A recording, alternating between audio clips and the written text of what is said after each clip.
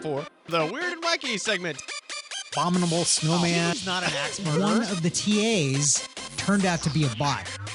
All right, first up in Weird and Wacky, AI reads text from ancient Herculaneum scroll for the first time. That's the sound of Adam sounding it out in his brain as he speaks it out loud. Sometimes the brain and always mouth make are sure the disconnected. long words are yours. Herculaneum? Yeah, so this is Last time it was Gallaudet, I believe. Yeah, it was. Yeah, it was Gallaudet. You're right. That was good memory. Yeah. So like this is crazy though. Like they used some technology. This scroll that they scanned, I mean, it's rolled up and burned.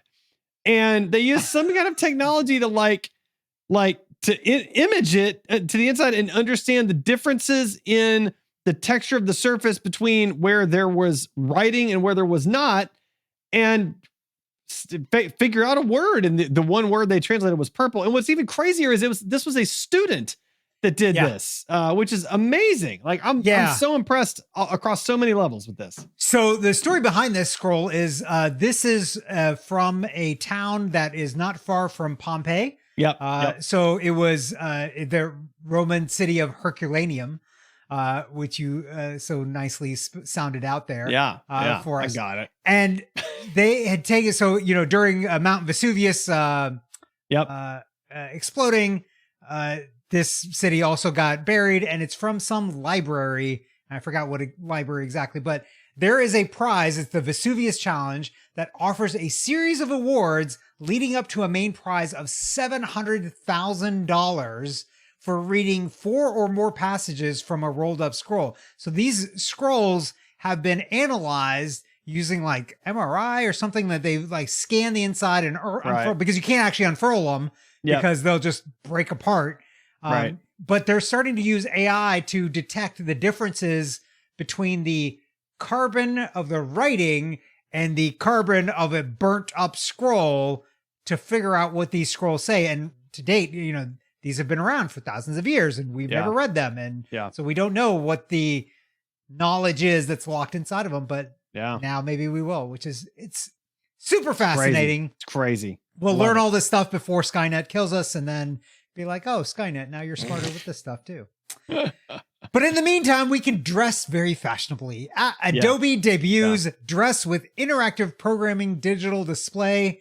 Did you watch the video? Yeah, I did. It's crazy. It is crazy. The only thing to me is like, it looks very uncomfortable because those display kind of shells or whatever they are on that dress look like they're very stiff and uncomfortable. Mm-hmm. Yeah. But it looks kind of awesome. It looks amazing. I mean, this is like the human version of the big thing in Las Vegas. Like the big, the new, the big whatever thingy. Yeah, this is the human version of that, but not quite as fancy. But yeah, I mean, it's so cool, man. I mean, like the dress, like literally can change patterns in real time, and it looks like kind of very different dresses. Like it's a really neat concept. It's a neat concept. When I saw the article and I saw Adobe and I saw the pictures at the top, I was like, great. Yeah, they're just, doing some kind of photo editing or whatever. And then I actually watched the video like, oh, it's not photo editing. It's not, yeah. It's in real dress. Real life. It's a real thing. It's a real dress that changes and it's pretty impressive. Yeah. Listeners, go to techtalkyall.com and make sure to look for the show notes on this one. It's worth finding the link for sure. Yeah. If you're not getting the show notes, by the way, you can sign up for our email list that sends you the show notes every single week, whenever the show drops. So where it's at. That's a good way to know when the show's dropped, as well as have all the links right there for you. All right, this last one in Weird and Wacky before we get to Tech Rex, it's tech-ish, kind of not. It's more agriculture, but it's just fascinating. So I had to tag it. But so Pepper X marks the spot as the South Carolina Reaper, South Carolina, well, it says South Carolina Pepper, but South Carolina Reaper Pepper, South Carolina Pepper expert scorches his own Guinness Book heat record. Sorry, I totally botched that. I apologize. Long story short, the guy that created the Carolina Reaper, the hottest pepper known to man, has now beat that. So let me give you some numbers. Not by a small margin either. Not by a small. This is the margin that will ruin your week. Okay, so let me just read this quote to you. Heated peppers is measured in Scoville heat units. 0 is bland, and a regular jalapeno pepper registers around 5,000 units. A habanero, the world record holder for about 25 years ago, typically tops 100,000 units. The Guinness Book of World Record lists the Carolina Reaper at 1.6 million units. Pepper X's record is an average of 2.69 million units. By comparison, pepper spray is commonly holstered by police is around 1.6 million units, and bear spray advertises 2.2 million units. So you could literally spray bear spray in your mouth, and it will be less hot than eating this pepper. Like literally, that's what you can do. Like there was a guy that was the fourth person to eat an entire one.